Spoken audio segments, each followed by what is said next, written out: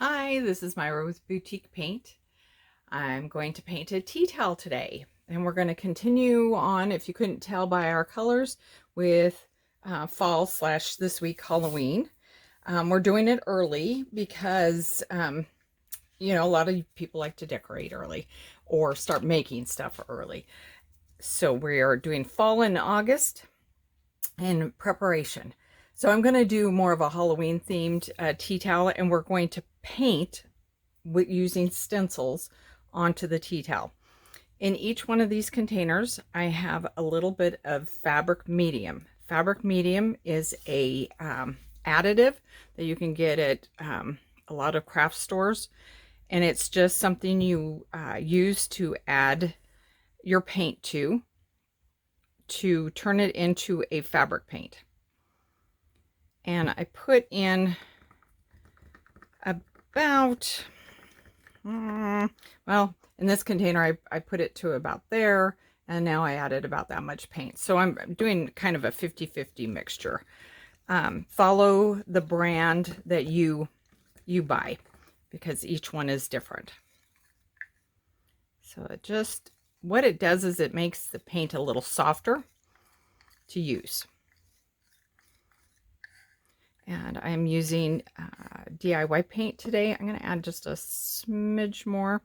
I always mix this kind of stuff up in resealable containers so that I can just put it up on the shelf, mark it, say what it is, and continue to use it. So I'm going to grab another stir stick and we'll do the orange. So this was old school DIY paint. And then the next color I'm going to use is Summer Crush. I'm going to try to get some of this that's on the lid off. I always get so much on the lid, and then I feel like it's not usable, but it is. Also, Debbie from DIY, Debbie's Design Diary, just did a YouTube video, so go check it out. It's on using, as your paint gets dried out, how to use it to make texture on when you're painting like a furniture piece. It's a very interesting video because we don't like to waste. Okay, I'm gonna just set that aside and grab some from in here. I'll finish cleaning that up later. And this has been opened already, so it is thickening up, and it's quite a bit thicker than the old school. The old school is brand new, open jar, and you just mix it in there. Perfect. Now let's get that out there. All right, I'm going to put this away, and we'll start with the towel.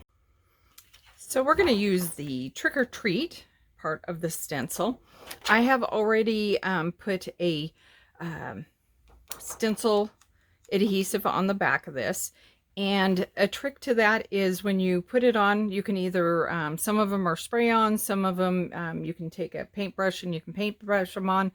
I usually speed them up a little bit by using a blow dryer to dry them up, and you're just wanting it to be to the point of tacky. So you don't put it on and then flip it over and put it on whatever. You need to let it become tacky. And if you're using a hair dryer, or if you're just kind of eyeballing it, it becomes more of a matte than a shiny. So I'm going to put it down on this tea towel, and I already marked the center. So I'm just going to kind of eyeball and put it down. And tea towels are... you can get them off of Amazon. Walmart has them. Walmart? Yeah, Walmart. I was thinking Kmart there for a second. Talk about old school. They have them. And just make sure you pre-wash, whether you're using paint on it or stamping or whatnot, pre-wash them. And I'm going to just grab a piece of cardboard here. Just so that I'm not working right on top of the tea towel with my paints, so that it doesn't get just in case. No goobers. So I'm going to use, it's like a dabber. And you use these for stenciling or painting. And I'm just going to, well, I'm going to use this one first. I'm just going to dab it in. And then I'm going to wipe it off the edge of the thing. You can also kind of dab it on a paper towel so there's not a lot of paint. And then you're just going to kind of go up and down and pounce. And kind of the cool thing about this is you can kind of create some effects. You can have it just be completely solid, or you can kind of have it shaded. You can kind of just play with it. Now underneath this I have a piece of, not a cardboard, but I have paper and a mat. So tea towels that can sometimes bleed through. And you don't want to be painting your kitchen counters. So you can see this is a lot more paint on it because I didn't dab it off, but I did scrape it. But you could do this on, and that if you wanted just kind of a shaded, that's kind of cool. Just, yeah, grab a piece of paper and do a test run and see what you like when you're playing with it, because you can do all kinds of effects and it's kind of fun.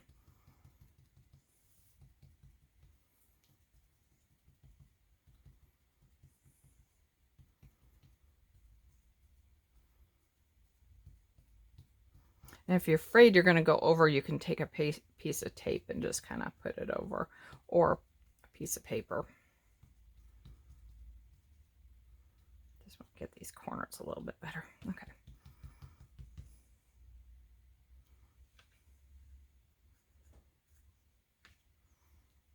Oh, there's a little bit extra there. And you can kind of see, you know, if you've got a lot of paint on there, you can actually see it. And because I added the fabric medium, where this this paint is usually fairly thick because it's a clay-based and mineral-based paint. By adding the medium, you're taking out some of that thickness, so it's a little bit runnier. You can also, the nice thing about the fabric medium, to get back to that for a quick second, is you can use any paint. You can take any paint that you have currently and add a fabric medium and turn it into a fabric paint. There is also fabric paints out there that you can get at the craft stores, and they're fairly inexpensive. But if you have colors already, then use those by all means. Don't go having to buy more.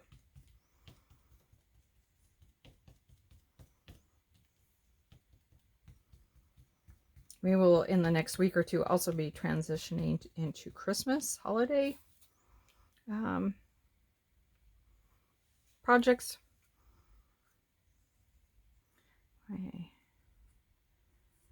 We have one on ready to go, and I think it's going to be pretty fun project. My son actually is the one that thought of it. I had one idea in mind, and then we went to Joann's together, and he saw something. He says, "Mom, this is the way to go." He's very creative. Thank goodness. All right, so there's that. So when you go to lift this, you don't want to wait until it's dry, first of all, and you want to lift straight up. Well, that's kind of hard sometimes because we're on fabric, and the whole piece of fabric is going to want to come with us. Yes, I'm on my thing here. So we're going to just hold down with our hands and lift. There we go.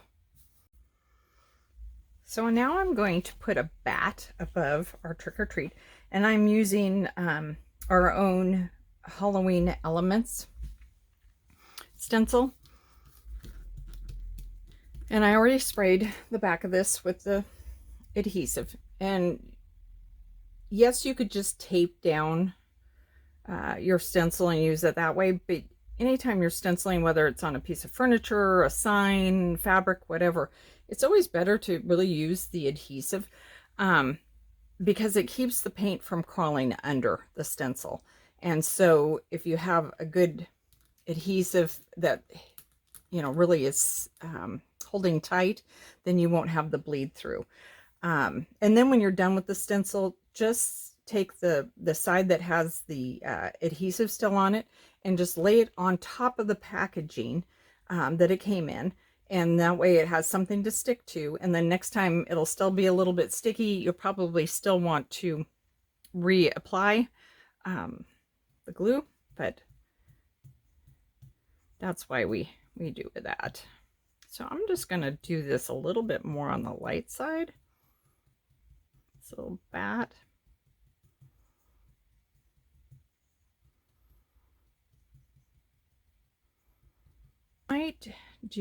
I got the orange ready and I'm not sure. I just automatically thought of orange and black.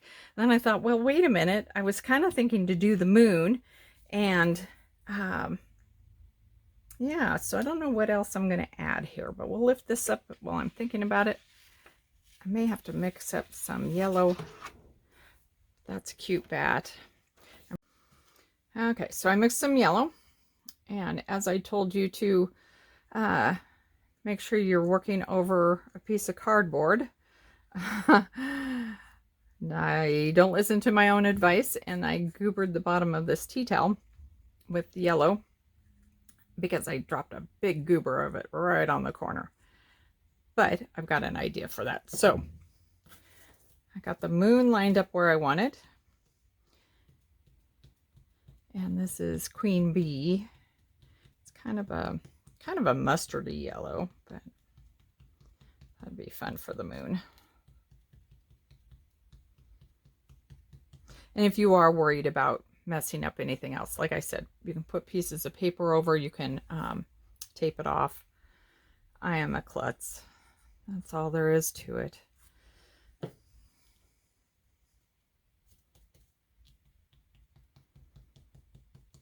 But with mistakes, sometimes you got to figure out, you know, how to fix your mistakes, how to, you know, either cover it up or how to, you know, just how to make it work, basically. So with this, you still need to heat set the paint. So you wait until the whole thing's dry, and then you take a iron on cotton setting, and you place that iron down. I do it 10 seconds and move it to the next spot 10 seconds, and then I do it twice.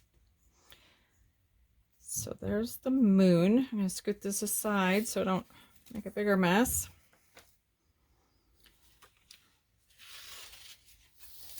So we got a moon and a bat in our trick or treat, and then I'll show you where I messed up here. So I goobered right there. So it occurred to me, oop, I'm about ready to goober over here because that's not dry yet. So I'm going to be careful. I'm just going to try to scoot this so you can see. Let's see, is that on there? Yeah, so see right here. Let's see. I've got so much stuff on my workbench that it's hard sometimes to work. I'm sure I'm not the only one. So I thought, okay, two things. I could heat set these and then wash it once I heat set it immediately. It is still wet, and as long as you don't heat set this, it should wash out. That being said, these are highly pigmented paints, and sometimes they don't always do what you want them to do. So I'm going to wipe down my moon. Grab my piece of cardboard so I'm not making more of a mess. And I'm going to wipe down my moon because, once again, I don't want it to go onto my tea towel. One goober's enough. Okay.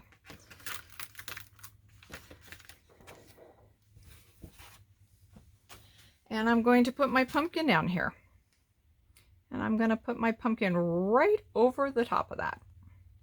And I have not put the glue on this part because I wasn't planning to use that.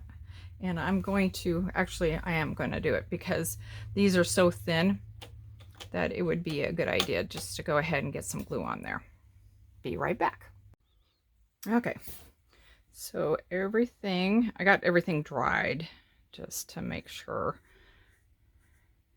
And I got the glue on there on the back of the stencil. So you can see where it's a little bit wetter there. It's going to be shinier.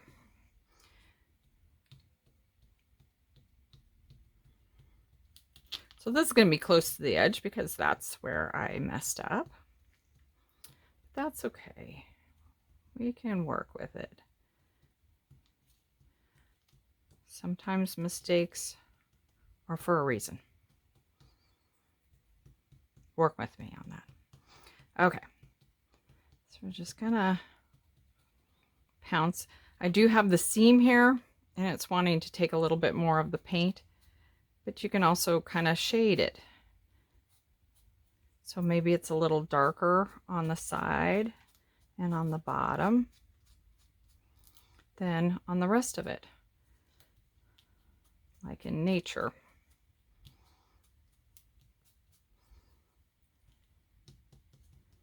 Let's make that a smidge darker and we are done.